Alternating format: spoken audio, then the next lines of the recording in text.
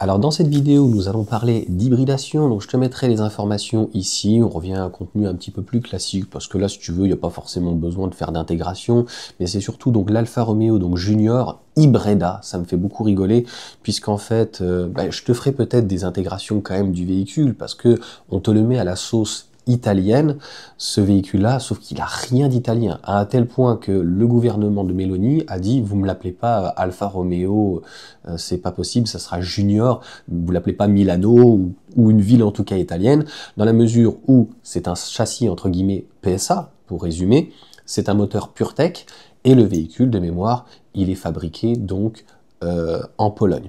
Donc si tu veux, il n'y a absolument rien qui va. C'est un 2008 rebadgé. Le style est, je trouve, très joli, mais le système hybride dans une alpha quand même qui garde l'esprit alpha, c'est quand même extrêmement donc regrettable. Alors le look, il est très joli. Je reprends un petit peu le résumé de Caradisiac et je suis tout à fait d'accord là-dessus.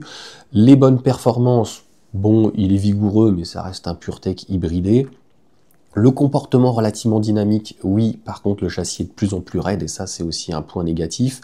La consommation raisonnable, l'équipement convenable, le prix correctement placé, oui, par rapport au groupe Stellantis, mais ça reste quand même très élevé puisqu'on est aux alentours de 30 000 € pour un PureTech, ça fait quand même très cher. On nous vend franchement de la technologie qui devient un petit peu bas de gamme, quoi.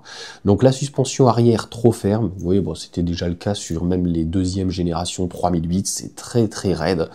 Donc en fait, le châssis et surtout les suspensions ne travaillent absolument pas assez, c'est trop raide. La finition perfectible, oui, on va te rajouter des plastiques un petit peu partout, donc il est bien loin le temps des petites Alfa Mito, puisqu'en fait on disait qu'on allait faire renaître un petit peu l'Alfa Mito, mais on est quand même pratiquement au prix du double. Ça fait quand même un petit peu cher.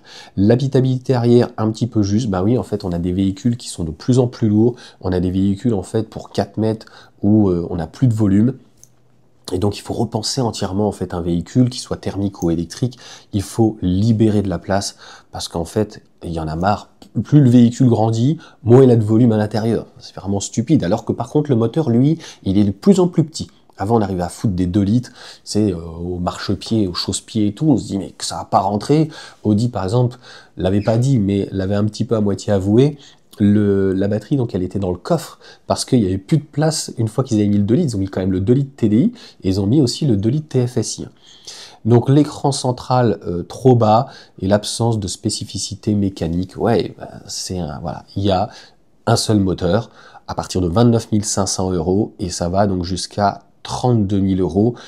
Sur la partie haute, c'est pas trop élevé si on peut dire, mais ça reste quand même une petite citadine sur une base, donc c'est un 2008 rebadgé. Voilà pour cette petite vidéo, vous me direz ce que vous en pensez, est-ce que franchement ça va être un succès?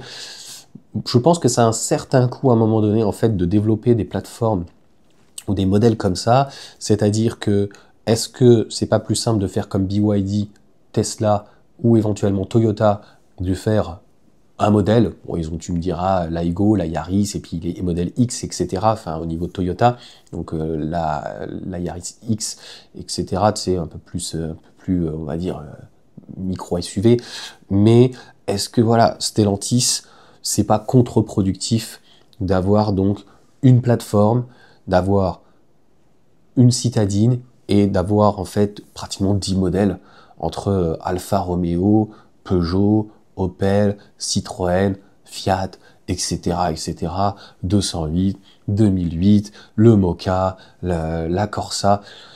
On a plus de 10 modèles, donc est-ce que finalement la démultiplication de modèles sur une même plateforme, un petit peu comme du paquet Bonix, c'est forcément donc la solution? Est-ce que finalement ce n'est pas irraisonnable? Voilà en tout cas pour cette petite vidéo, bonne journée à tous.